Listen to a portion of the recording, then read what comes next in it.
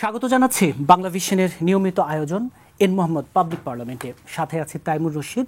আমার সাথে আজকে আলোচনার জন্য স্টুডিওতে উপস্থিত আছেন চারজন অতিথি। আমার হাতের ডানে আছেন জাতীয়তাবাদী কৃষক দলের সাধারণ সম্পাদক শহীদুল ইসলাম বাবুল, আছেন কলামিস্ট এবং international youth leader doctor Rakib Al Hasan.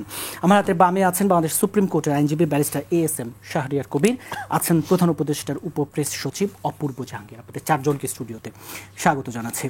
দর্শক, এন মোহাম্মদ পাবলিক পার্লামেন্টের আমাদের আজকের বিষয় প্রার্থী চূড়ান্ত, এবার জোটের ভাবনা।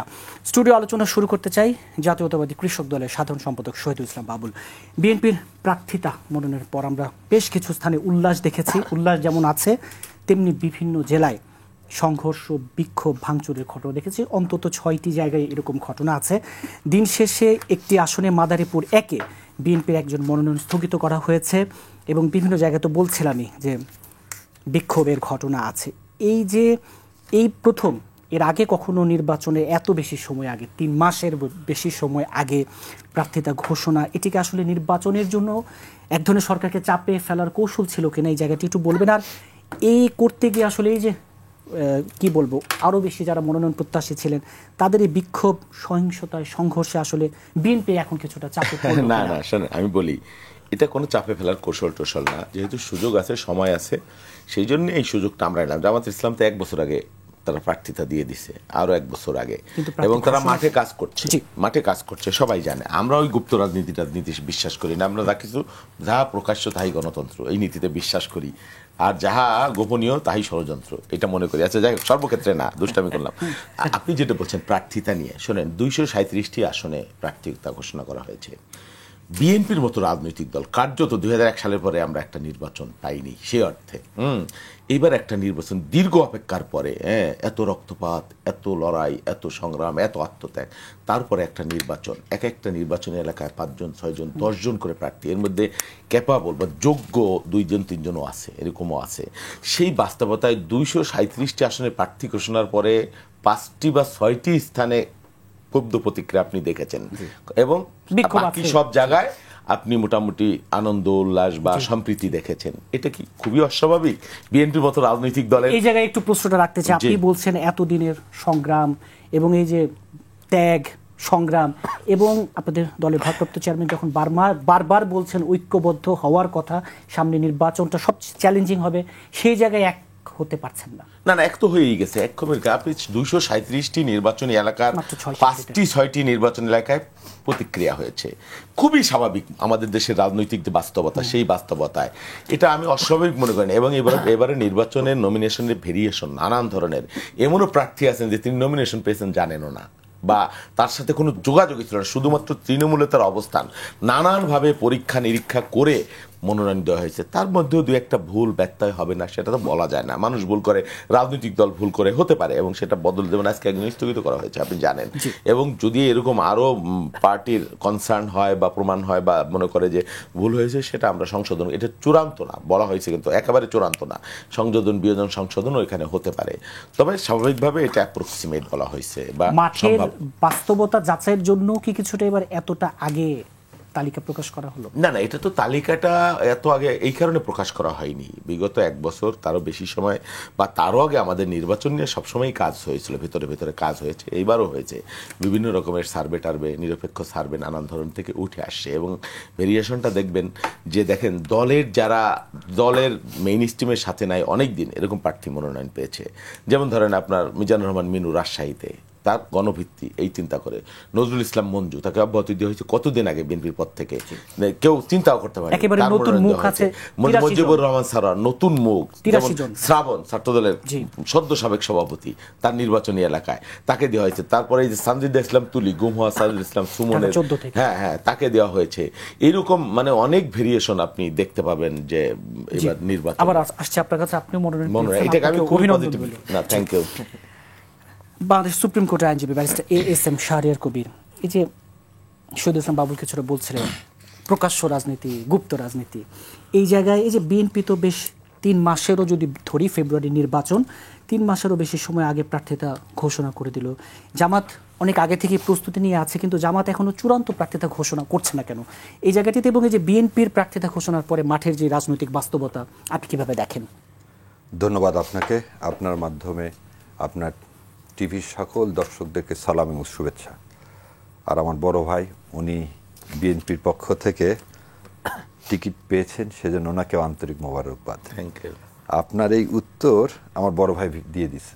কীরকম বললেন? ভিতরে ভিতরে বিএনপি অনেক দিন ধরে এই কাজগুলো করতেছে। তাহলে বিএনপি ভিতরে ভিতরে অনেক কাজ করে, এটাই রাজনীতির beauty. This is the beauty of democracy. Bangladesh জামাতে ইসলাম তার প্রার্থিতা ঘোষণা করে দিয়েছে 300টা আসন, সাবজেক্ট টু কন্ডিশন। আমরা জোট কিভাবে গঠন হবে, একটা জোট যদি গঠন, যেমন এখন 8 দলীয় হয়েছে বাংলাদেশ জামাত ইসলাম, এই 8 দল যে 20 দলে যাবে না বা 22 দলে যাবে না, এটা আমরা উই ডোন্ট নো ইট। আর একটা জিনিস, আমরা নির্বাচন করতে চাই, সবসময় একটা জিনিস মনে রাখেন, এবারে নির্বাচনটা ভাই যেটা বললেন 2001 সালের কথা বলেন, আর বাংলাদেশের 53 বছর ইতিহাসের কথা বলেন, এই নির্বাচন শাসকের পরিবর্তনের নয়, শাসনতন্ত্রের পরিবর্তনের। এবং এই নির্বাচন হতে গেলে অবশ্যই জুলাই সনদের ভিত্তিতে নির্বাচন হতে হবে। এবং যে জোটই ক্ষমতায় যাক, যে জোটই ইলেকশানে আসুক, তাদেরকে এই জুলাইয়ের 36শে জুলাইয়ের এই স্পিরিটটাকে ধারণ করতে হবে।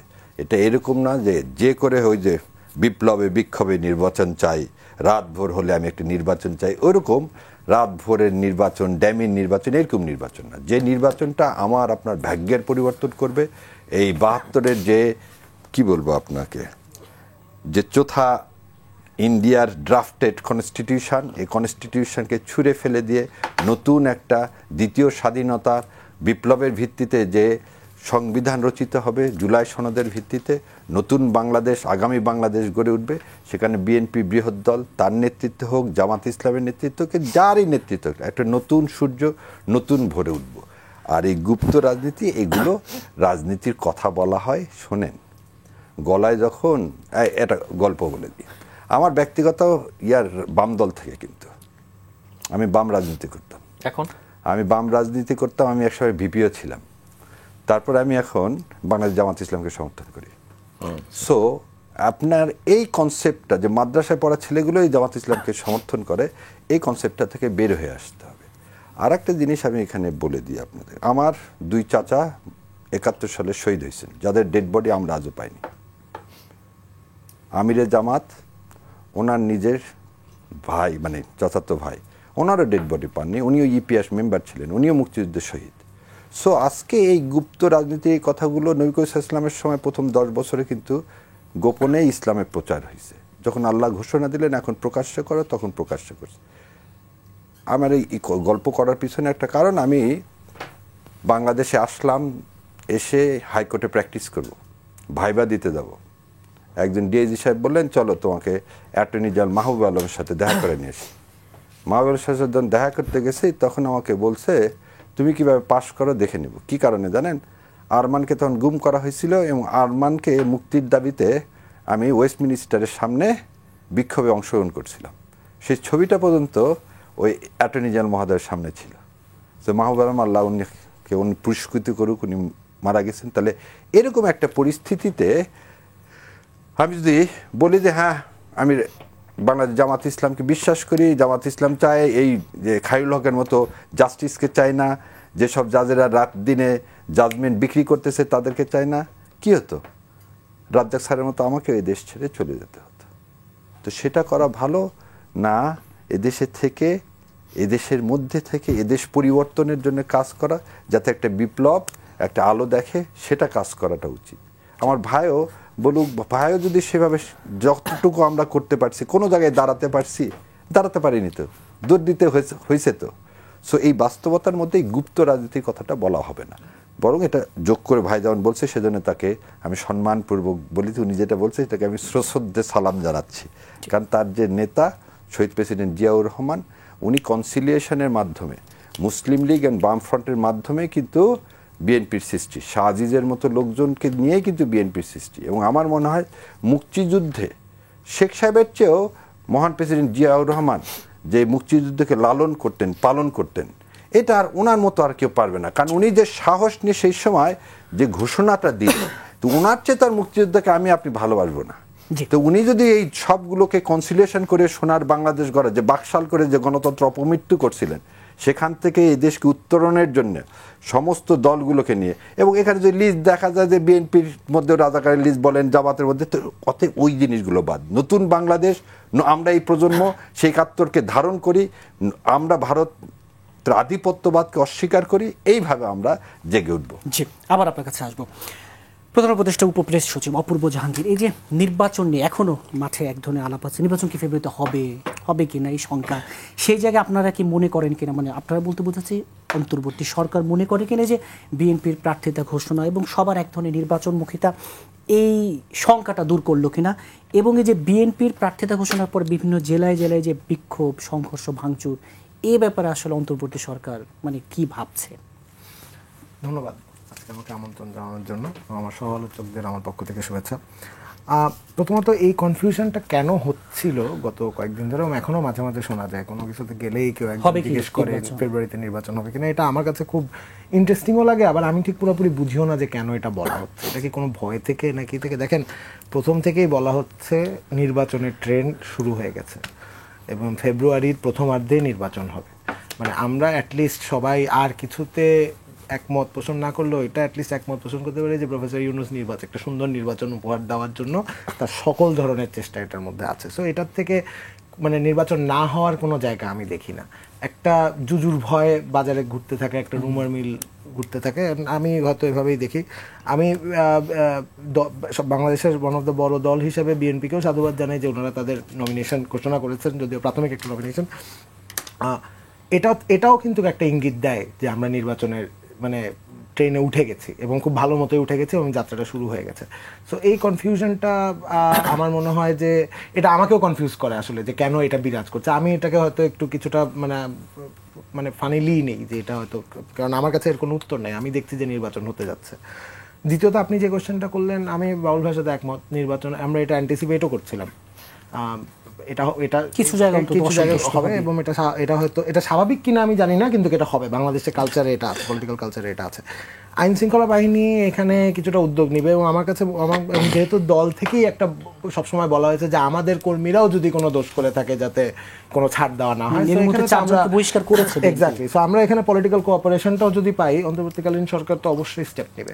কিন্তু আমার মনে হয় যে এটা একটা দিন গেল, আজকেও হয়তো একটু ডাই ডাউন হয়ে গেছে, এটা আস্তে আস্তে ইয়ে হয়ে যাবে। এটা আমি ওয়ারিসাম বলে কিছু দেখি না। জি, আর এই যে নির্বাচন নিয়ে যে barrister S M Shahriar Kabir বলছিলেন যে এবারে নির্বাচনটা শুধু শাসকের পরিবর্তন নয়, যে ভাগ্যের পরিবর্তন, শাসনতন্ত্রের পরিবর্তনের নির্বাচন। না, তা তো অবশ্যই, আমি এটার সাথে পুরোপুরি একমত। দেখেন, আমরা তো সবাই জুলাই ছিলাম, বাংলাদেশে রাস্তাতেও ছিলাম, এবং এটা তো ঠিক যে এটা শুধু হাসিনা পালানোর আন্দোলন তো ছিল না, এটা একটা পুরা মানে দেশটাকে একটা নতুন জায়গায় নিয়ে যাওয়ার জন্য কাঠামো পরিবর্তন বলতে পারেন আপনি, সংস্কার বলতে পারেন, এটার একটা কিছু দাবি ছিল।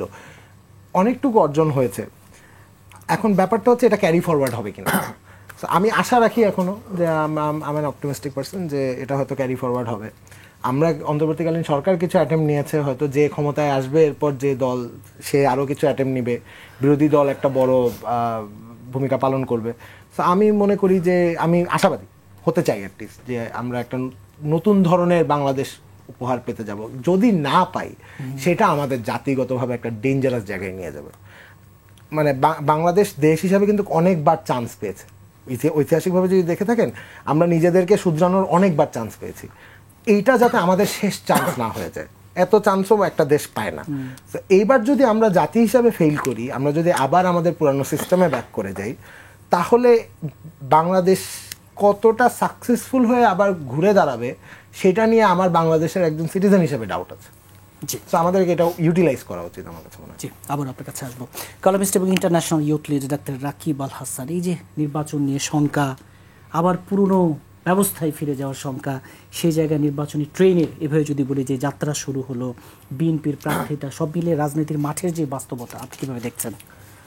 জি, আপনাকে ধন্যবাদ। আমার সহ-আলোচকদেরকে এবং দর্শকদেরকে সালাম এবং শুভেচ্ছা জানাই। দেখুন, নির্বাচনের ট্রেনের কথা বলছিলেন, তার আগে আমি একটু শারীরিকের কথা কিছু জবাব দিই। দেখুন, উনি একটা কথা বলেছেন যে আমাদের 36-এর স্পিরিটকে ধারণ করে এগিয়ে যেতে হবে। আমাদের বাংলাদেশের স্বাধীনতার 54 বছরে আমাদের অনেক ইতিহাস রয়েছে। আমাদের মুক্তিযুদ্ধের একটা গৌরবময় ইতিহাস রয়েছে, আমাদের 90-এর একটা ইতিহাস রয়েছে, স্বৈরাচার পতনের গণ-অভ্যুত্থানের 24টি ইতিহাস রয়েছে। তারও আগে যদি আমি হিসাব করি 52, 54, 62, 66, 69, এবং আমরা একসময় আমরা পাকিস্তানের অংশ ছিলাম, আমাদেরকে বলতো পাকিস্তানি, পূর্ব পাকিস্তানি। তো সেখানে পূর্ব পাকিস্তানি থেকে আমরা বাংলাদেশি, এবং বাংলাদেশি যে জাতীয়তাবাদ সেটাকে আমাদেরকে ধারণ করতে হবে। সুতরাং আমরা যখন এই ধরনের টার্মগুলো ইউজ করবো, আমার মনে হয় যে প্রত্যেকটা হিস্ট্রিকে আমাদের স্মরণ করা উচিত। 1 নম্বর বিষয়। 2 নম্বর বিষয় হচ্ছে কি, উনি একটা কথা বলেছেন যে গুপ্ত রাজনীতি কৌশলের অংশ। আংশিক সত্য, গুপ্ত রাজনীতি কৌশলের অংশ, একই সাথে গুপ্ত রাজনীতি আপোষের অংশ। কারণ আপনি যখন গুপ্ত রাজনীতি করবেন, আপনি নিজেকে বাঁচানোর জন্য বলবেন যে কৌশল অবলম্বন করেছি, কিন্তু নিজেকে বাঁচাতে গিয়ে আপনি অনেকের সাথে নানা ধরনের আপোষও করবেন। তো সেই ক্ষেত্রে ধরুন গুপ্ত রাজনীতি হাসিনার আমলে ঠিক আছে, আপনি বাধ্য হয়েছেন, আমি আপনাকে বেনিফিট অফ ডাউট দিতে চাই, কিন্তু এই মুহূর্তে 5ই আগস্টের পরেও আমরা আর কোনো গুপ্ত রাজনীতি দেখতে চাই না। ধরুন জামাতের একটা জিনিস আমি খুব লাইক করি, সেটা হচ্ছে কি, জামাত তার দলের মধ্যে একটা অভ্যন্তরীণ গণতান্ত্রিক চর্চা হয় এবং তার এখানে কোনো পলিটিক্যাল ফ্যামিলিতন্ত্র নাই। কিন্তু আপনি দেখেন জামাতের 84 বছর বয়সে মাত্র 6 জন আমির হয়েছে, এবং এক একজন আমির 16 বছর 20 বছর এরকম করে ছিল। আবার তারাই বলতেছে আমরা 2বারের বেশি প্রধানমন্ত্রী চাই না, 10 বছরের বেশি মেয়াদে প্রধানমন্ত্রী চাই না। তার মানে তাদের অভ্যন্তরীণ গণতান্ত্রিক চর্চাটা ঠিক নাই। 2 নম্বর বিষয় হচ্ছে কি, দেখুন জামাতের কিছুদিন আগে, তাদের সর্বশেষ কয়েকদিন আগে তাদের একজন জনাব বর্তমান আমির ডাক্তার শফিকুর রহমান, তিনি আরেকবার পূর্ণ মেয়াদে তিনি নির্বাচিত হয়েছেন 2 বছরের জন্য। হ্যাঁ, 2 বছরের জন্য। কিন্তু আমরা কিন্তু জানি না আসলে তিনি কিভাবে এই প্রক্রিয়াটা হয়েছে, কার সাথে কারা কারা প্রতিদ্বন্দ্বিতা করেছে, কে কত ভোট পেয়েছে, নিউজও আসেনি। অনেকগুলো নিউজে আসে যে তিনি 2 বছর হয়েছেন। তো সুতরাং আমরা আশা করব যে এখন আমাদের যে ফ্রিডম অফ স্পিচ এবং আমরা যে বহুদলীয় গণতন্ত্র যেটাকে আমরা বলি, সবার জন্য সবর্ণ সুযোগ, সেই প্রেক্ষিতে আমরা মনে করি যে সবার প্রকাশ্যে রাজনীতি করা উচিত এবং সবার এই রাজনীতিতে অ্যাডাপ্ট করা উচিত। আরেকটা কথা উনি এখানে বলেছেন যে সেটা হচ্ছে কি, আমাদের 72-এর যে সংবিধান ছোতা মেনে নিলাম, এবং 72-এর সংবিধান ছুলে ফেলে দিয়ে নতুন সংবিধান রচনা করতে হবে। This is the ultimate term, নতুন সংবিধান।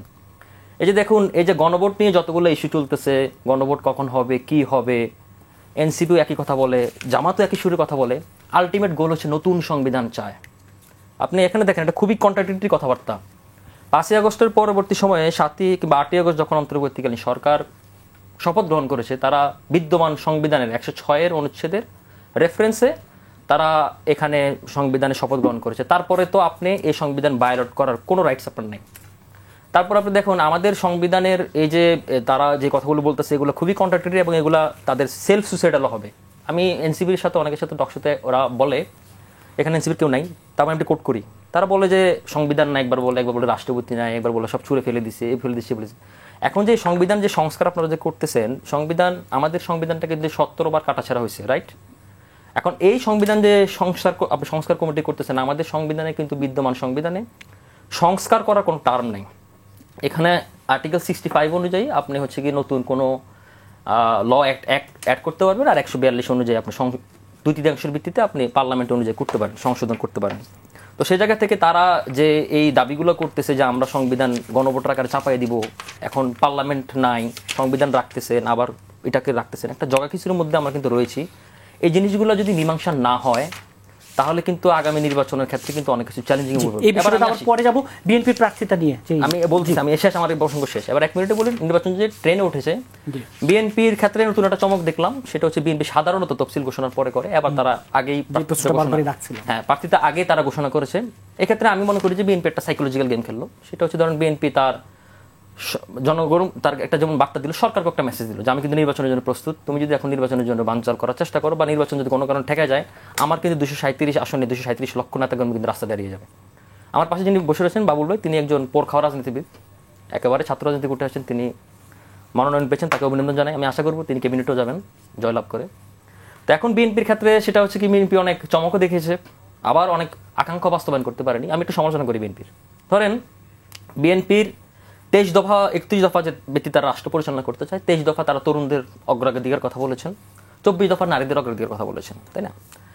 এখন দেখেন বিএনপির এই যে 237 প্রার্থীর মধ্যে এবার কথা হয়েছিল যে এবারের প্রার্থীতে 5% থাকবে, পরবর্তী ইলেকশন থেকে 15% নারী থাকবে, রাইট?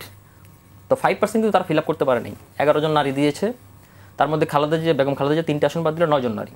এবং ইন্টারেস্টিং বিষয়, যে 9 জন নারী বিএনপিতে মনোনয়ন পেয়েছে, তার 9 জন নারী কিন্তু পলিটিক্যাল লিগেসি থেকে পেয়েছে, কারো বাবা রাজনীতিবিদ, কারো স্বামী রাজনীতিবিদ। তো সুতরাং অন্য নারীদেরকে বিএনপি অ্যাকোমোডেট করেছে বলে আমার চোখে পড়েনি। সেকেন্ড বিষয় হচ্ছে, দেখুন বিএনপি তরুণ ভোটার ওই শ্রাবণ ভাইয়ের কথা বলছিলেন, ছাত্রদলের সভাপতি, ডেফিনেটলি সে খুব অনেক ত্যাগ স্বীকার করেছে, খুব সারপ্রাইজিং, এক্সপেক্টেড ছিল। কিন্তু 4.5 কোটি যে জেনজি ভোটার 3 কোটি 35 পর্যন্ত যদি আপনি ধরেন, 4.5 কোটি যে তরুণ ভোটার, সেই তরুণ ভোটারদের জন্য বিএনপি কিন্তু আমি কিন্তু কোনো চমক দেখিনি। জেনজি ভোটার বিএনপি কিন্তু চাইলেই এক্সপেরিমেন্ট আবার করতে পারতো তরুণদের জন্য বিএনপি চাইলে কিন্তু আবার এক্সপেরিমেন্ট করতে, যেটা আওয়ামী লীগ মাঠে নাই। সুতরাং 300 আসনে কিন্তু বিএনপির জয়লাভ করার সম্ভাবনা আছে। 300 আসনে কিন্তু পসিবিলিটিস, আমি বলছি 300 জিতবে, কিন্তু বিএনপি চাইলে এক্সপেরিমেন্টের জন্য অন্তত 8-10 জন রাখতে পারতো। আরেকটা বিষয় দেখুন, বিএনপিতে কিন্তু পুরা আমি লিস্ট ঘেটে দেখলাম মাত্র 2 জন হিন্দু প্রার্থী তারা দিয়েছেন, এবং এটা টোটাল জনসংখ্যার হিন্দু জনসংখ্যার প্রায় 0.something%। তো সুতরাং তারা চাইলে কিন্তু এটাকে আরো ইনক্লুসিভনেস করতে পারতো। এটার অনেক সুযোগ রয়েছে, কারণ 63টি আসন তারা দেয়নি, তার মধ্যে 23টি আসন তাদের আসন সমাজের ভিত্তিতে 40টি শরিকদের ছাড়বে, আমি পত্রিকা মারফত জেনেছি। তা আমরা আশা করবো যে বিএনপি এই জিনিসগুলোকে আমলে নিয়ে তারা যে অ্যাকোমোডেট পলিটিক্সের কথা বলে, ইনক্লুসিভ পলিটিক্সের কথা বলে, এবং তারা কাজে আমরা আশা করবি তারা এটাকে প্রমাণিত করবে। জি, শহীদুল ইসলাম বাবুলি, যে প্রার্থিতায় তরুণদের জন্য নতুন কিছু নিয়ে এই জায়গাগুলো একটু ব্যাখ্যা দেবেন। সাথে একটু যুক্ত করতে চাই, আজকের অনুষ্ঠান আসলে ছোট, এই যে দুটো মন্তব্য এনসিপির পক্ষ থেকে এসেছে। যে এনসিপির সদস্য সচিব আক্তার হোসেন বলছেন বর্তমানে বাংলাদেশের যে রাজনৈতিক সংকট, এর জন্য বিএনপি দায়ী। কীভাবে বলছেন? আমরা 75-এর যে ঘটনা প্রবাহ দেখি, মুক্তিযুদ্ধের পর একটি ঘটনা প্রবাহ দেখি, এর জন্য সম্পূর্ণ দায়ভার যেমন আওয়ামী লীগের, বর্তমান বাংলাদেশের যে সংকট তৈরি হয়েছে এর দায়ভারও পুরোপুরি বিএনপির উপর বলা যায়। 75-এর পরে কি সংকট হলো? 75-এর পরে সামরিক শাসন থেকে গণতন্ত্র আসলো, বহুদলীয় কি এক পত্রিকা থেকে বহু পত্রিকা আসলো, দুর্ভিক্ষ থেকে শান্তি আসলো, উন্নয়ন আসলো, সামরিক বাহিনীর বিশৃঙ্খলা থেকে শৃঙ্খলা আসলো, ডাকাতের রাজ্য থেকে মানুষ নিরাপত্তা পাইলো। তো 75-এর পরে কি বিশৃঙ্খলা হলো? বিশৃঙ্খলা তো 75-এর আগেই ছিল। তার এই বক্তব্য এখানেই ডিসকোয়ালিফাই, ফার্স্ট থিং। হ্যাঁ, তারপরে কি বর্তমান সংকটের জন্য বিএনপি দায়ী? কিভাবে দায়ী এই জিনিসটা ব্যাখ্যা হলে আমি বুঝতে পারি, বলতে পারি যে আপনি দায়ী, আপনার অপরাধ, আপনি এই সেই, এটা বায়বীয় কথা। আপনি এক্স্যাক্টলি যদি আপনি বলেন তখন আপনার উত্তর আমি দিতে পারি। বরং আমি মনে করি বাংলাদেশে এই যাবৎ যত মাচ্ছন্যায় হলো 5 তারিখের পরে, মানুষের যে আকাঙ্ক্ষা ছিল বা মানুষের যে স্পিরিট ছিল, বা গণতন্ত্রের আকাঙ্ক্ষা বলেন, বা শৃঙ্খলা বলেন, রাষ্ট্রের মধ্যে সমতা বলেন, যে বৈষম্যের বিরুদ্ধে কথা বলছিলাম সেই বৈষম্য বিরোধী অবস্থান বলেন, এর জন্য এনসিপির এই বালকরা তাদের অযাচিত রাজনীতি, অপরিপক্ক রাজনীতি, তাদের অনভিপ্রেত বক্তব্য, রুচি জ্ঞানহীন বক্তব্য বাংলাদেশের রাজনীতি পরিবেশকে অনেকটা, এবং তারা যে শাসন কাঠামো, ক্ষমতা কাঠামোর অংশীদার হয়ে গেল, এটাই বাংলাদেশের সংকটের একটা প্রধান অংশ বলে আমি মনে করি। তারা বাংলাদেশের দুনিয়ার ইতিহাসে কোথাও নাই যেখানেই বিপ্লবীরা ক্ষমতার অংশীদার হয়েছে, সেখানে এই সংকট দেখা দিয়েছে। এবং ছাত্ররা বাংলাদেশের স্বাধিকার আন্দোলন থেকে শুরু করে এই পর্যন্ত যত ধরনের সংগ্রাম হয়েছে বা যাই হয়েছে, কখনো ছাত্ররা এইভাবে ক্ষমতার সরাসরি অংশীদার হয়নি, এবং এই মানে কি বলবো, এই লুটেরা তন্ত্রের অংশীদার হয়নি। তারা একটা, সবাই বলবে, আমার মনে হয় তাদেরও একটা অংশ স্বীকার করবে, যেটা আমরা প্রথমেই ভেবেছিলাম যে আকাঙ্ক্ষা নিয়ে গণ অভ্যুত্থান হলে সে আকাঙ্ক্ষা মাঠে মারা গেল। কারণ আকাঙ্ক্ষার অভ্যুত্থানের একটা গুরুত্বপূর্ণ শক্তি, তারা যখন ক্ষমতা কাঠামোর বলয়ে আরাম, আয়েশ, লোভ, টোপ এবং জীবনবোধের পরিবর্তন করে ফেললো কিছু মানুষ, সকলে না হলেও, তখনই অভ্যুত্থানের যে স্পিরিট এটা, এবং তারা বরং এটা না করে যদি তারা একটা কি বলে মানে ওই পিছনে এটা মানে গ্রুপ হিসেবে থাকতো, প্রেশার গ্রুপ হিসেবে থাকতো, তাহলে কিন্তু তাদের অনেক কিছুই, যখন আপনি রাজনীতি করতে আসলেন, মাঠে আসলেন, এমপি হইতে আসলেন, মন্ত্রী হইতে আসলেন, সরাসরি সরকারের অংশ হয়ে গেলেন, তখন আপনার ইথিক্যাল জায়গাটা, এবং শুধু তাই না, এই অংশ হয়ে তাদের মধ্যে এই অল্প সময়ের মধ্যে এত বিতর্ক, কন্ট্রোভার্সি তারা তৈরি করেছেন, যেটা বাংলাদেশের মানুষ মুখ ফিরে নিয়েছে। আপনি চিন্তা করে দেখতে পারবেন, আপনি বলতে পারেন তারা রাজনৈতিক দল, তারা 2 জন গেছে প্রধান উপদেষ্টার সাথে বিদেশে, বিএনপি অংশীদার হয়ে গেছে, 3টে দলের একটা হয়েছে, এবং এই যে অযাচিত সুবিধাগুলো তারা ভোগ করেছে, এটা তাদের জন্য ভালো হয় নাই, বাংলাদেশ রাষ্ট্রের জন্য ভালো হয় নাই। শুধুমাত্র অভ্যুত্থানের শক্তি হিসেবে তাকে একটা পুরো রাজনৈতিক দল, বিএনপির সমকক্ষ রাজনৈতিক দল বা জামাতের সমকক্ষ রাজনৈতিক দলের মর্যাদা দেওয়া, এটা তাদের জন্য ক্ষতিকর বলে আমি মনে করি। এবং তাদের অদূরদর্শী আচরণ, ভুল সিদ্ধান্ত এবং মানে অরুচিকার কথাবার্তা অনেক ক্ষেত্রে বাংলাদেশের রাজনৈতিক পরিবেশ 5ই আগস্টের আগের কথাও আমাদেরকে মনে করি। কিন্তু এনসিপির কথা বলছেন, কিন্তু এটাও কি ঠিক না যে বিএনপি এবং জামাতের যে পাল্টাপাল্টি মন্তব্য, বক্তব্য এবং এক ধরনের মুখোমুখি অবস্থান, এটাও কি রাজনীতিতে শঙ্কার কারণ? হ্যাঁ, অবশ্যই শঙ্কার কারণ। আবার উন্নতি হয়েছে, এখানে আমরা কত টকশো করেছি একটা সংকট নিয়ে, অনেক কিছু নিয়ে। আপনি শীর্ষ নেতাদের বক্তব্য আপনি দেখেন, হ্যাঁ এনসিপির কেউ কেউ বলেছে, কিন্তু নাহিদ ইসলাম অত ন্যাক্কারজনক কথা বলেছে আমি শুনিনি। তারেক রহমান যত বক্তৃতা দিলেন আজ পর্যন্ত, ইন্টারভিউ দিলেন বিবিসিতে, আপনি একটা বক্তব্য কোনো আক্রমণাত্মক, তার চরম বিদেশি যারা তারাও বলতে পারবেন না। হ্যাঁ এখনো হাসান মাহমুদের ক্যারেক্টার কেউ কেউ আছে, নাই সেটা বলছি না বাংলাদেশের রাজনীতিতে, হ্যাঁ যেটা মানে অত্যন্ত মানে অরুচিকর যে বাস্তব, এটা আমরা চাই না। কিন্তু পরিবর্তন হয়েছে। শেখ হাসিনা শুরুই করতেন খালেদা জিয়া, জিয়াউর রহমান, জামাত, রাজাকার, আলবদর, মুনাফে, এইগুলা বলে। এখন আমাদের শীর্ষ নেতারা, আমাদের সরকার প্রধান বলেন, আমাদের বিএনপি প্রধান বলেন, বা জামাত ইসলামের প্রধানও এই ধরনের বক্তব্য দিচ্ছেন না। এটা এবং ঢাকা বিশ্ববিদ্যালয়ের পরিবেশ আপনি দেখেন, নির্বাচন হয়েছে, সেখানে একটা শান্তিপূর্ণ লাঠালাঠি, মারামারি, যুদ্ধাঙ্গী মনোভাব এটা নাই।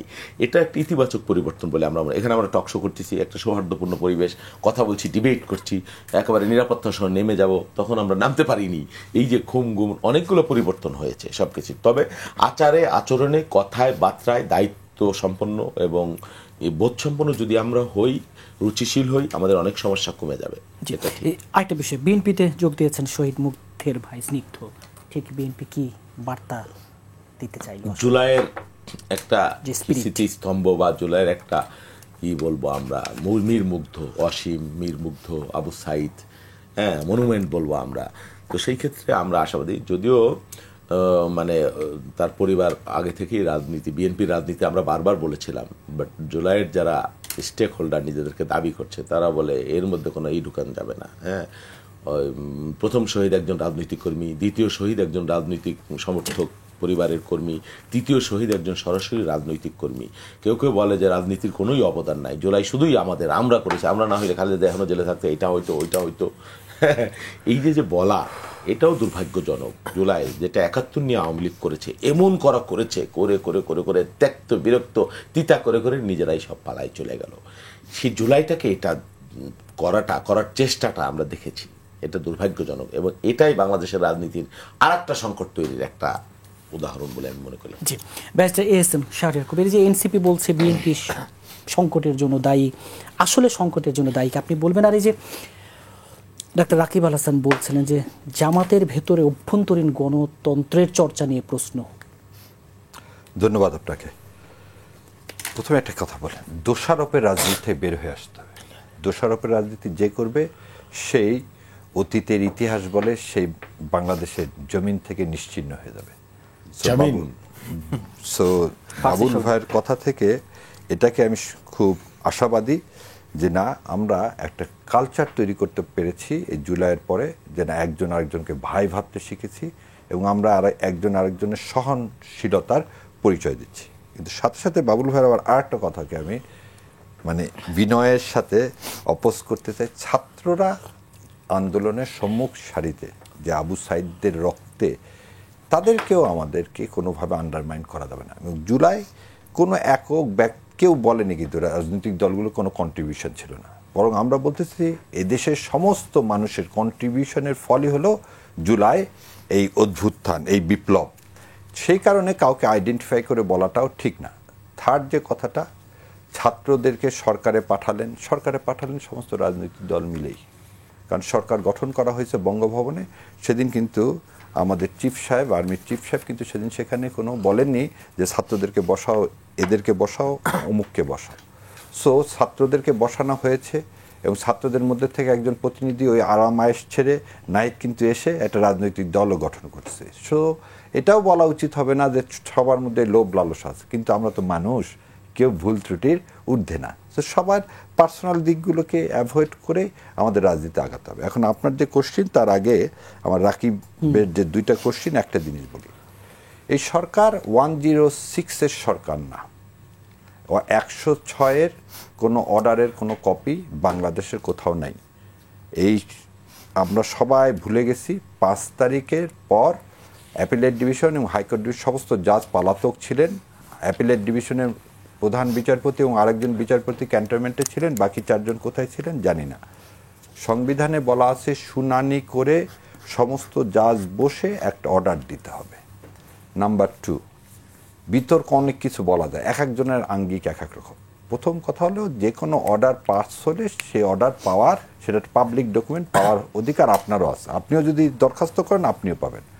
আমি এই কেয়ারটেকার গভর্নমেন্টের মামলায় এই দরখাস্ত করেছিলাম, কিন্তু কোর্টের থেকে একটা নীল কাগজ দেওয়া হয়েছে, কিন্তু এরকম কোনো অর্ডার দেওয়া হয়নি। এবং তার একটা প্রতিফলন সরকার যদি উপলব্ধি করছে সরকার 106 সরকার না, এই জুলাই সনদে কিন্তু সরকার লেখেনি, জুলাই ঘোষণাপত্রে লিখছিল 106 সরকার, জুলাই সনদে ওই 106 শব্দটাকে বাদ দিয়েছে। এটা হচ্ছে রাকিব ভাইয়ের জন্য বলা। দ্বিতীয় আর একটা জিনিস রাকিব ভাই বলেছিলেন, তাহলে একটা প্রশ্ন করি, কি সরকার? বলতেছি শপথ নিয়েছে এই সরকার, শপথ হচ্ছে 3য় শিডিউলে এই কনস্টিটিউশনে আছে। এই কনস্টিটিউশনের 3য় শিডিউলে অন্তর্বর্তীকালীন সরকারের শপথ নেওয়ার কোনো বিধান নাই, বা ওই প্রভিশনই নাই। সুতরাং এই জন্যই বলা হয়েছে গ্র্যান্ড নর্ম থিওরি। আপনাদের জ্ঞানের আলোয় আলোকিত, আমার তত জ্ঞান নাই। গ্র্যান্ড নর্ম থিওরি, এই থিওরিটা দিয়েছেন কার্লসন। সেটা হচ্ছে বিপ্লব পরবর্তী সরকারের বা গণঅভ্যুত্থান পরবর্তী সরকারের লেজিটিমেসি দিয়ে থাকে জনগণ, এবং জনগণকে রিপ্রেজেন্টেটিভ করে কে? রাজনৈতিক দলগুলো। এবং আমরা এই যে রাজনৈতিক দলগুলো যে সরকার নির্বাচন করেছি তার লেজিটিমেসি আমরা দিচ্ছি। সেই কারণে আমি বলছিলাম এই পচা ঘুণে ধরা 72-এর প্রতারিত, আমি আবার শব্দটা আবার বলতেছি, 72-এর প্রতারিত কনস্টিটিউশন যে আঁকড়ে ধরে থাকতে চাইবে সেই দেশটাকে পিছনের দিকে নিয়ে যাবে। কেন বলতেছি? কেন এলএফওর ভিত্তিতে 1970 সালে ইলেকশন হয়, এটা নিয়ে কেন ঘুরেন আপনি? ফেলে দিয়েন। আপনাকে বলি শোনেন ভাই, ইতিহাসকে ফেলে দেওয়া যাবে, সব প্রতারণা, আত্মপ্রবঞ্চনা, সবকিছু কি করে দেওয়া যাবে? ফেলে দেওয়া যাবে অতীত। এই জন্য ডক্ট্রিন অফ নেসেসিটিতে আমরা আজকে যে সরকার, আমরা বলছি 2/3 সংবিধান অকার্যকর, তাহলে 1/3 আছে, তার মানে আমরা কিছু সংবিধানের মধ্যে আছি, সংবিধানের বাইরে আছি। এটাকেই বলা হয় অলিখিত সংবিধান। এবং সরকার সেদিন যে শপথ নিয়েছে এই অলিখিত সংবিধানকে, এটা আমার ইন্টারপ্রিটেশন, আপনাদের ইন্টারপ্রিটেশন আলাদা হতে পারে। এই অলিখিত সংবিধানকে মানে হচ্ছে আমাদের সার্বভৌমত্বকে রক্ষা করা। অলিখিত সংবিধান মানে বিদ্যমান সংবিধান তো নাই রে ভাই। আজকে আপনি যে ইলেকশনের কথা বলছেন, অন্য সব বাদ দেন, একটা আর্টিকেল দেখান, একটা সাব আর্টিকেল দেখান যার আন্ডারে আপনি ইলেকশন করেন। মানে দেশ চলছে ইজমা কিয়াসের আমার ভাই যেটা বলছে এতক্ষণ পর, এই ইজমা কিয়াস কারা করতেছে? জামাত ইসলাম, বিএনপি, এনসিপি, সমস্ত রাজনীতি। এবার আরেকটা জিনিস, লাস্টের যে কোশ্চেনটা আপনি করছেন, যে শোনেন এতে কি কারণে এরকম কথা এনসিপি বলছে, বিএনপি শোনেন, বিএনপি যদি রাজি না হতো তাহলে এতগুলো বিষয়ে সনদে সাইন করতো না। এই কথাটা প্রথমে বলার আগে 10 বার ভাবতে হবে। বিএনপি একটা বড় স্টেক হোল্ডার, তারা যদি সাইন না করতো জুলাই সনদ কোনোদিন আলোর মুখ দেখবে না। দ্বিতীয় কথা, বিএনপি প্রথমে গণভোট চায়নি, সেই বিএনপি গণভোট চাইছে। এখন একটা কথা হচ্ছে গণভোট ইলেকশনের দিন হবে না, জামাত ইসলাম বলছে আগে হবে। আমার বিশ্বাস, আমি এই বাংলাদেশে প্রথম আমি বলছি যে আমাদের অর্থনৈতিক অবস্থার কারণে একদিনে ভোট করা উচিত। এবং আর একটা কারণ বলছিলাম, গণভোটের আগে টার্ন ওভার, মানে খালি যদি গণভোট দেন লোক অত ভোট কেন্দ্রে আসে না, তো টার্ন ওভার যদি কম হয়, ধরেন 30% টার্ন ওভার হলো, তাহলে 70% লোক কি অন্নাম কি আল্লাহ গণভোটের পক্ষে না। এখানে একটা এক্সাম্পল দেওয়া হয়, 78 সালে মানে জিয়াউর রহমান যে হানা ভোট আগে করছিলেন, তারপরে পার্লামেন্ট ইলেকশন দিয়েছিলেন। ঠিক এরশাদ সাহেবও আগে হানা ভোট করছেন, তারপর পার্লামেন্ট ইলেকশন। প্রেক্ষাপট ভিন্ন ছিল, প্রেক্ষাপট ভিন্ন না, প্রথম কথা ছিল 18 দফা আর 19 দফা। আজকে আমাদের সনদটা আমাদের ছোট করতে হবে, যেহেতু বলতে সময় সেজন্য। সেই প্রেক্ষাপটে আমার বিশ্বাস, যেহেতু আমি আগেও বলছি স্ট্যান্ডিং ভাই, দিনটা বড় কথা না। আপনি জুলাই সনদের অর্ডার দিবেন, তার উপর ভিত্তি করে ইলেকশন হবে, ইলেকশনের দিন গণভোট হবে, গণভোটে মানুষ যদি বলে যে সংস্কার হবে, নতুন সংবিধান হবে, নতুন সংবিধান হবে, মানুষ যদি বলে যে হবে না, হবে না। আমরা তো রাজনীতি করি বা কথা বলি মানুষের জন্য, আর বাংলাদেশটা তো সেই মানুষের জন্য। আমরা তো ওই স্বৈর শাসক, ওই মনস্টার আওয়ামী লীগের জন্য করি, যে আওয়ামী লীগ সেই প্রথম দিন থেকে আমাদেরকে ভারতের হাতে, ভারতের আধিপত্যবাদের হাতে আমাদের। আবার আপনার কাছে আসছি অপূর্ব জাহাঙ্গীর, যে এক সপ্তাহের একটা টাইম ফ্রেম দিয়ে রাজনৈতিক দলগুলোর কাছে যে এভাবে যদি বলি বল ছুড়ে দেওয়া, এই জায়গায় আসলে কতটা একমত হবে? এবং এইটা গণতন্ত্র মঞ্চের সংবাদ সম্মেলনে আজকে বলা হচ্ছে সরকারের সিদ্ধান্ত চাপিয়ে দেওয়ার মানসিকতা রাজনৈতিক দলগুলোর ঐক্যে ফাটল ধরিয়েছে। প্রথমত আমি আমার দুই বড় ভাই যে ডিবেটটা করতেছিল আমার খুব ভালো লাগতেছিল। আমি এইভাবে জিনিসটা ইন্টারপ্রেট করতে চাই যে দুই পক্ষই সরকারকে ভালোবাসে, কিভাবে ভালোবাসবে সেটা নিয়ে এখন আই অ্যাপ্রিশিয়েট ইট। একজন ফুল দিয়ে একজন চকলেট দিয়ে সেটা আমরা ইয়ে করতে পারবো। এই ডিবেটটা খুব মজার। আমি একটু যদি বলি যে এটা যেহেতু it's up for interpretation and law has that quality, এটা ঠিক, এটা আসলে না ভবিষ্যৎ বলবে। এই সরকারটার ইয়েটা কি, এটা আমরা ডিবেটটা যে অত্যন্ত I enjoy this very much. দেখেন আপনার কোশ্চেন আছে, আপনারা তো এই ডিবেটটা এনজয় করেন। আমরা করি। আপনার কোশ্চেনে, মেইন কোশ্চেনে যেটা আসে, সরকারের কি ওই সাহস আছে যে সরকার রাজনৈতিক দলগুলোর বাইরে গিয়ে একটা সিদ্ধান্ত নিবে? এটা কি আমরা মনে হয়? আমার মনে হয় না। আমি সাহস কথাটা বললাম কেন, এই সরকারটা কোনো পলিটিক্যাল সরকার না। এই সরকারের ওই রুট লেভেলে ওই জনশক্তি নাই, ওই ছাত্র সংগঠন নাই যে ও ইয়ে করবে। আবার এই সরকারের সামনে রাজনীতি করার কোনো ইচ্ছাও নাই। তো এই সরকার একটা ফ্যাসিলিটেটর জায়গায় ইয়ে আছে। যেটা রাজনৈতিক দলের আকাঙ্ক্ষার সরকার, আকাঙ্ক্ষার সরকার, সমর্থিত সরকার, সকল রাজনৈতিক দলই কিন্তু এই সরকারটাকে সমর্থন দিয়েছে এবং উপদেষ্টা পরিষদ গঠন হয়েছেও কিন্তু সকল রাজনৈতিক দলের মতামতের ভিত্তিতে। তো আমি এটাকে যে সকল রাজনৈতিক স্টেক হোল্ডারের একটা জায়গা মনে করি। সো এই জিনিসটাও আমরা সলভ করব রাজনৈতিক দলের মাধ্যমে। সরকার অনেক অ্যাটেম্প নিল, তো ঐক্যমত কমিশন গঠন করলো, কিছু কিছু জায়গায় ঐক্যমত হলো, কিছু কিছু জায়গায় সময় ইয়ে করলো। সরকার তার যথেষ্ট চেষ্টা করেছে। যেটা আসিফ নজরুল সাহেব প্রেস কনফারেন্সে বলেছে ওইটাই আমি রিপিট করতে চাই। এর আগে লাস্ট 15 বছর এখন যারা এই রাজনৈতিক স্টেক হোল্ডারগুলো আছে তারা সকলেই নিজেরা বসে অনেক বড় বড় প্ল্যান করেছে এই 15 বছরে। এই যেহেতু সবাই ঐক্যে ছিল, ঐক্যটা এখনো আছে। আমরা মনে করছি এই জায়গাটা আবার ফিরে যাওয়া উচিত, এই আইডিয়াটাও এন্টারটেইন করা উচিত যে ইনারা নিজেরা বসে এটা ঠিক করতে পারে কিনা। এরপরও যদি না হয়, দেখেন সরকারের মতো একটা আদেশ দিবে এবং সেটা সকল পলিটিক্যাল পার্টির পজিশন কনসিডার করেই দিবে, কিন্তু সবার মনোভূত হলো না। সবার মনোভূত হবে না কখনো, কারণ সরকার তো কোনো একদিকে ঢেলে যাবে না। সরকার বিএনপির কথাও শুনবে, জামাতের কথাও শুনবে, এনসিপির কথাও শুনবে, অন্যান্য দলগুলোর কথাও শুনবে। আপনার পছন্দ নাই হতে পারে, দ্যাটস ফাইন, আমরা টকশোতে এসে আবার ডিবেট করতে পারি। কিন্তু এই এক সপ্তাহে যদি এখন এটা রাজনৈতিক দলদের ডিসিশনে আসতে হবে যে আমরাই কি এটা ডিসাইড করব না আমরা সরকারের উপর ছেড়ে দিব। যদি এক সপ্তাহের মধ্যে ডিসিশনে না আসে তাহলে সরকারের উপর ছেড়ে দেওয়া উচিত। দেখেন এটা নিয়ে অনেক ক্রিটিসিজম তো হলো টকশোতে, কিন্তু কোনো সরকার, কোনো দল থেকে কিন্তু এখনো পর্যন্ত অ্যাপ্রোচ হলো না যে আমরা সরকারের সাথে বসতে চাই। তো তার মানে আমি এটাকে ইতিবাচকভাবে ধরি, তার মানে ওনারা নিজেরাই বসবেন এবং বসে একটা কনসেনসাসে আসবেন। এই কনসেনসাসটা অত্যন্ত দরকার আমাদের দেশের জন্য। যে এই এই ধরনের একটি মন্তব্য আছে যে এই ঐক্যমত্য করতে গিয়ে আবার এক ধরনের সংকট তৈরি করা। আমি এটার কোনো কারণই দেখি না। সকলেই দেখেন, আমরা অলরেডি যেটা বললাম, আমরা নির্বাচনের ট্রেনে চলে আসছি এবং সকল পার্টি, যত রাজনৈতিক দল আছে তারা সবাই এখন নির্বাচন চায়, অন্তর্বর্তীকালীন সরকারও নির্বাচন চায়। সো এটাকে কোনোভাবে কেউ ভণ্ডুল করার কোনো ইচ্ছা নাই।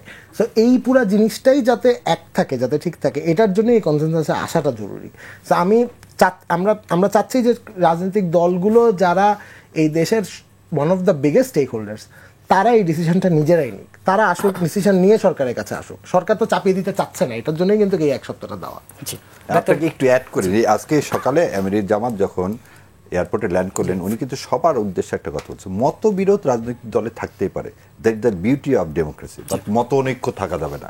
এবং জামাত ইসলাম কিন্তু অলরেডি বিএনপির সাথে বসার জন্য যা করার, বিএনপি জামাত ইসলাম সবসময় এটা বসতেছে, এনসিপির সাথেও বসছে। সো এটা হয়ে যাবে ইনশাআল্লাহ। ডক্টর রাকিব আল হাসান, এই যে রাজনৈতিক দলগুলো তার ভূমিকা পালন করবে কিনা, এক সপ্তাহ সময়, নির্বাচন, ঐক্য।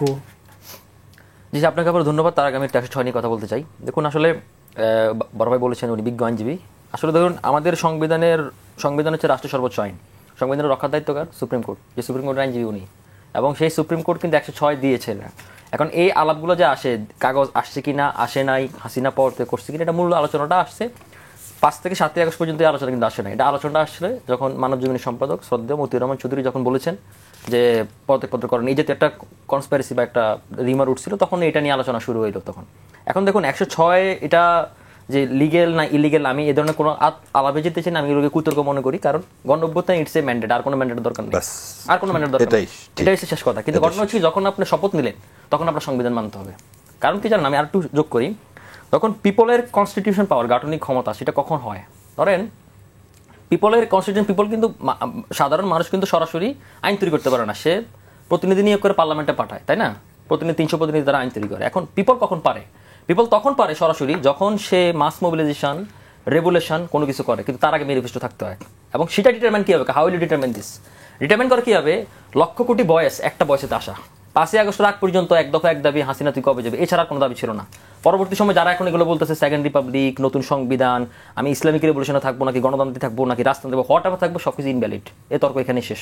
এবার আসি আপনার কথা, পলিটিক্যাল পার্টিগুলো ভূমিকা পালন করবে। জি, এক সপ্তাহ সময় একদিন চলে গেছে। হ্যাঁ, একদম ছোট করে বলি আপনাকে, সেটা ধরুন পলিটিক্যাল পার্টির, এটা কিন্তু আসলে ধরুন এই ঐকমত্য কমিশন কিন্তু পলিটিক্যাল পার্টির দিকে বলটা ঠেলে দিছে। ঐকমত্য কমিশন কিন্তু রাখা হয়েছে, তার হচ্ছে মুরব্বী রেফারি। এখন রেফারির কাজ হচ্ছে মাঠে খেলা পরিচালনা করা, তাই না? এখন রেফারি যদি বলে দেয় যে আমি উঠে গেলাম, তোমরা আবার খেলে খেলে গোল টোল দিয়ে চলে যাও, এটা আসলে হয় না আসলে এভাবে। এটা আসলে তাদেরকে আর একটু দায়িত্বশীল ভূমিকা পালন করা উচিত। কারণ কি জানেন, সংখ্যাটা আমি অন্য জায়গায় দেখি। ধরেন এই যে গণভোট আগে হবে না কি হবে না, জুলাই সনদের অধীনে নির্বাচন হবে কি হবে না হবে, তারপরে এই যে একটা জগা খিচুড়ি করে রাখছে ওরা, এবং এটাতে একটা মানে এন্ডিং পয়েন্টে আসতে হবে। এন্ডিং পয়েন্টে যদি আসার জন্য পলিটিক্যাল যে পূর্বে যে কথা বলছে, পলিটিক্যাল কনসিস্টেন্সিটা জরুরি। কারণ এর প্রত্যেকটা সমস্যাই পলিটিক্যাল সমস্যা, প্রত্যেকটা কোনোটা সমস্যা কিন্তু ব্যুরোক্রেটিক সমস্যা না। ব্যুরোক্রেটিক সমস্যা আমরা ব্যুরোক্রেসি ডিল করতে না, এগুলো পলিটিক্যাল সমস্যা।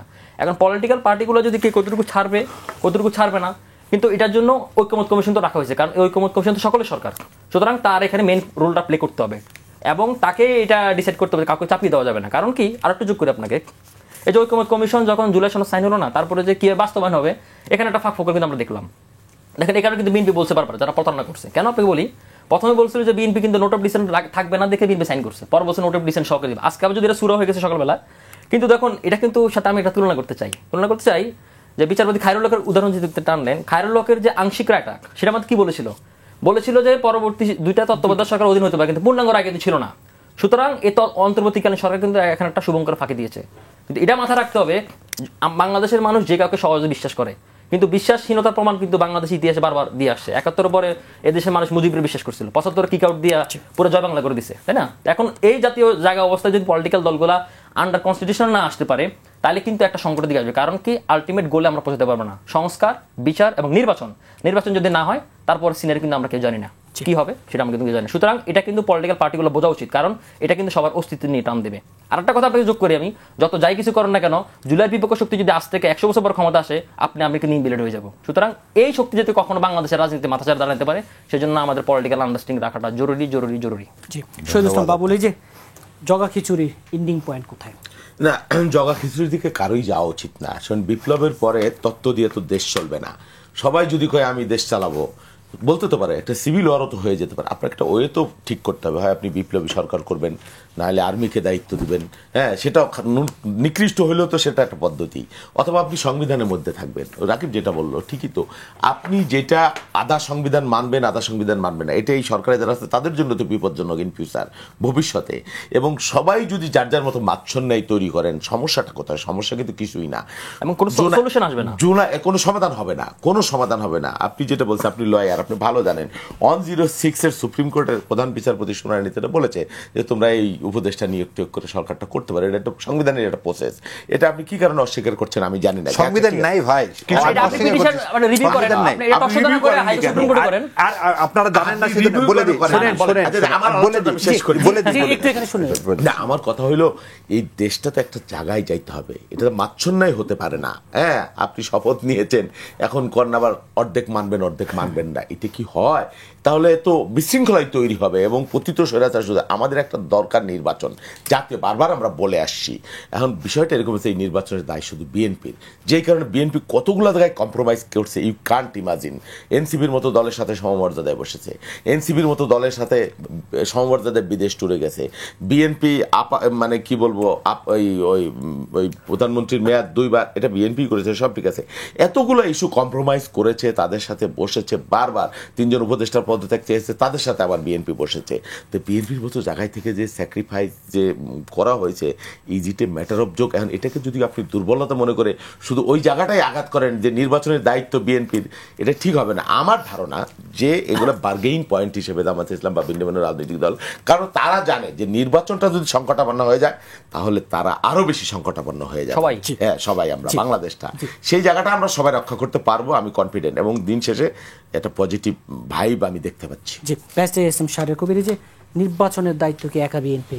আচ্ছা, সবারই তো দায়িত্ব। প্রথম জিনিসটা বলিনি, আমার ভাই সহ সবাইকে জানানোর জন্য একটা রিট ফাইল হয়েছিল যে এই সরকারের বৈধতা নিয়ে। সেই রিটে রায় দিয়ে বলে দিলেন, ওই রিটটা খারিজ করে দিয়ে যে এই সরকার হচ্ছে, ওই যে রাকিব যে কথা প্রথমে বলছে, সেটা গণ উত্থানের কোনো ম্যান্ডেট লাগে না, জনগণের সার্বভৌম কনস্টিটিউয়েন্ট পাওয়ারের এটা সরকার, সেটাকে অ্যাপিলেট ডিভিশনে চ্যালেঞ্জ করছে এবং সেটা এখন 3 নম্বর আইটেমে আছে শুনানির জন্য।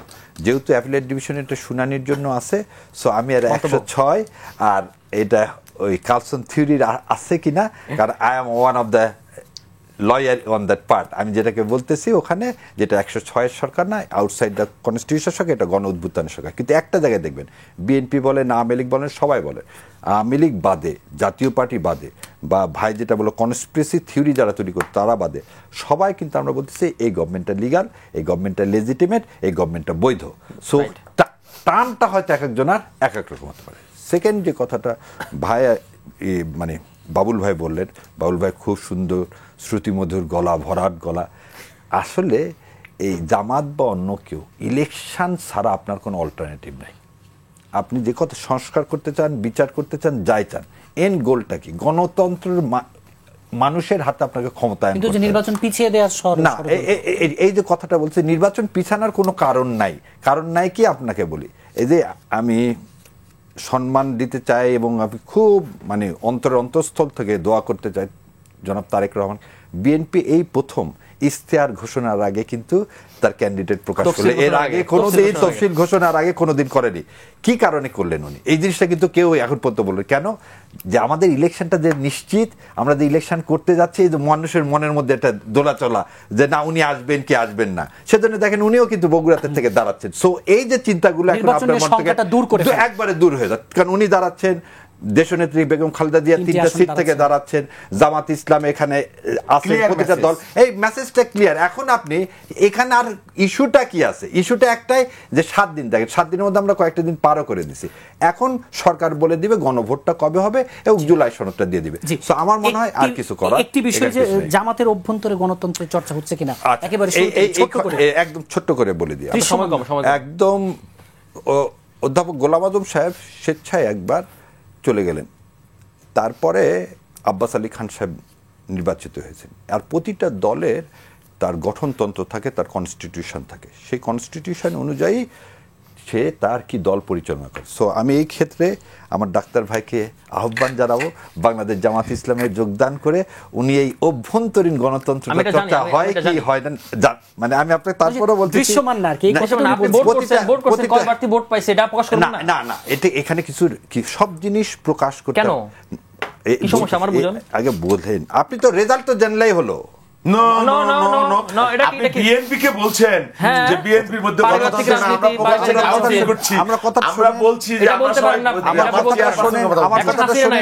কথাটা শেষ করি ভাই।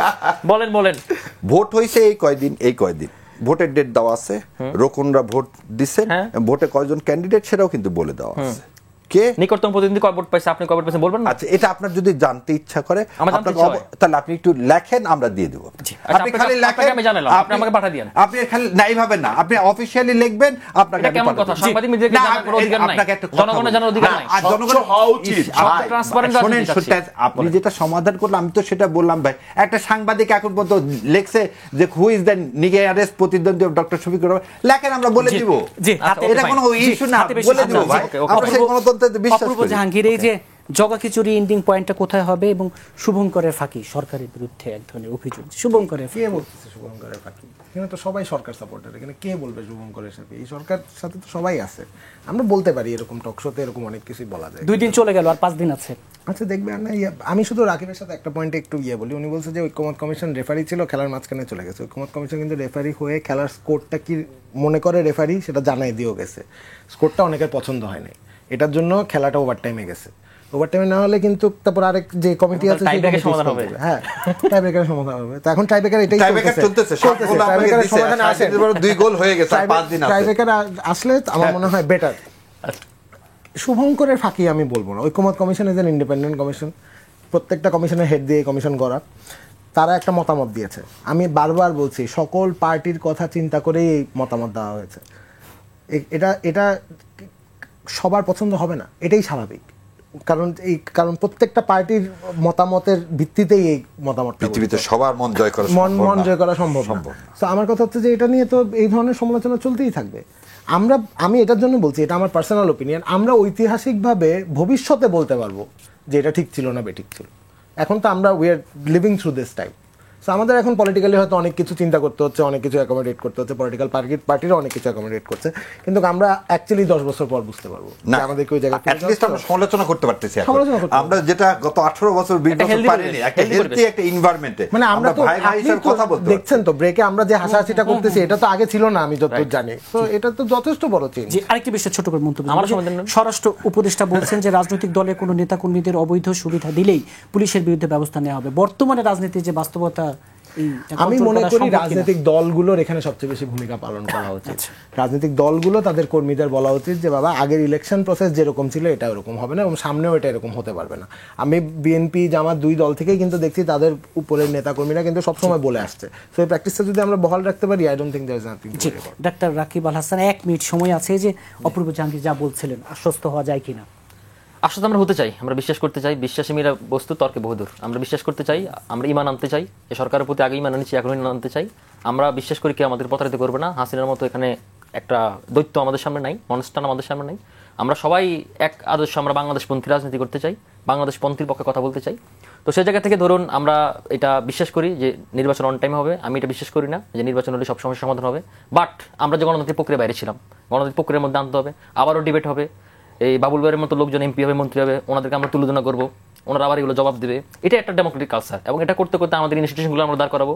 একটা ইনস্টিটিউশন কালচার যখন দাঁড়াবে তখন এটা অনেক লম্বা টাইম। কারণ আপনি যদি মডার্ন কালচার যদি দেখেন ওয়েস্টার্ন কান্ট্রিগুলো 200, 300, 400 বছর ইতিহাস আছে। রাতারাতি কিছু হয় না। রাতারাতি Rome কিছু was হয় না, not overnight built in কিছু হয় না। a কিন্তু day. আমাদের ওই সুতরাং স্বপ্নের সেই কি হবে? ওই যে ক্ষমতায় আসবে সেই জন্য ফ্যাসিস্ট না হয়ে যায়। না, সেই check and balance সেজন্য এত সংস্কার, এগুলো তো সংস্কার। আর এগুলো ধরেন আপনার তো বিশ্বাস করতে হবে। আর এখন ধরেন এই যে জেনজি বিপ্লব, জেনজি রেভলিউশন যে চলতেছে, বুঝছেন, এখন এত সোজা বিএনপি হবে না। এত সোজা হবে না। এখন বিএনপি ক্ষমতা আসলে বিএনপি চাইলেও সরে যেতে পারবে না।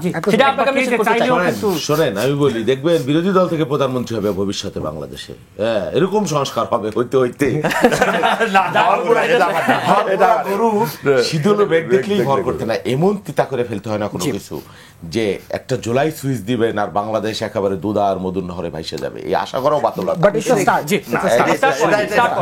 এটা একটা আশা। আমরা আশা থেকে তো দেশ। জি জি অবশ্যই। start করে। আপনাদের চারজনকে আজকে স্টুডিওতে সময় দেওয়ার জন্য ধন্যবাদ। দর্শক, এন মোহাম্মদ পাবলিক পার্লামেন্ট আজ এ পর্যন্ত। আগামী শনিবার আবার দেখা হবে। সে পর্যন্ত ভালো থাকুন, সুস্থ থাকুন।